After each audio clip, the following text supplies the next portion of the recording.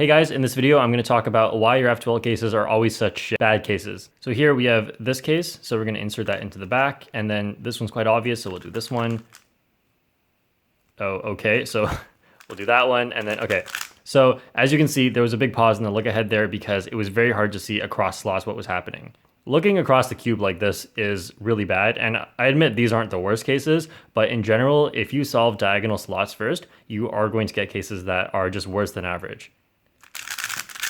All right, so we're going to solve the slot at the back and then pay attention to this one and this one. So I'm going to solve this paired up like that, insert it, and then now we have this one, okay, but if you didn't see that one, then we got this and this.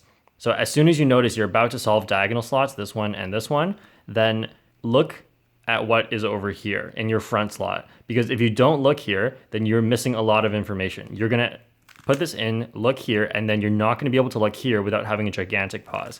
So anytime you're about to solve diagonal slots, look at what is in your front slot. And because if anything is slotted at all, then you basically just ruined the whole solve by having bad look ahead. So when you insert this and you see this, then immediately you should take it out and start solving this one while of course looking ahead to the next pair. All right, so here we have this one, and then we have this one and this one. And so because I'm solving diagonal slots now, if I see anything good at the top, then that's great. But if I don't, make sure I look at what's in this slot. And then, so I already knew this corner was here, and now since I see what's in this slot, then I can work with it. Now you don't always have to look in here. If you already see something at the top, that's good. Of course, just do that. But very often you won't see anything good at the top for your last two pairs. So you're gonna have to look into at least one of the slots because you can't see this one. So you have to make sure you tilt the cube a bit and look at this one.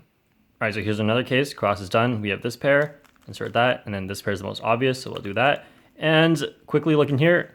All right, so we got this, I don't know what that is, and we have this one. So I'm gonna quickly check what this is. Good, all right, so we're going to rotate and solve that in the back. But if this wasn't good, then I would immediately take out this corner. I don't care how bad the case would end up being, but I'm gonna take that out and then solve this one. Because you'd much rather solve a bad case than not know what case you're about to do. All right, another example here, we have this one and this one. Insert that into the back. And then we have these two, so I'll do it like this. And now, I'm not going to really look into the front here because I already knew all the pieces were on top. So if you already know what cases are coming up, then of course you don't really need to pay attention. It's only when you know you're gonna get diagonal slots and you also did not notice any of the pieces on top. So if you use that in your solves, anytime you know you're gonna get diagonal slots and you know you have a bad case on top, then it'll make your solves more consistent because just by getting diagonal slots won't guarantee a bad case because you'll be looking at extra spots and there's really only two pieces that you can't see. All right, so hope you found that useful. Thanks for watching, and I'll see you guys next time.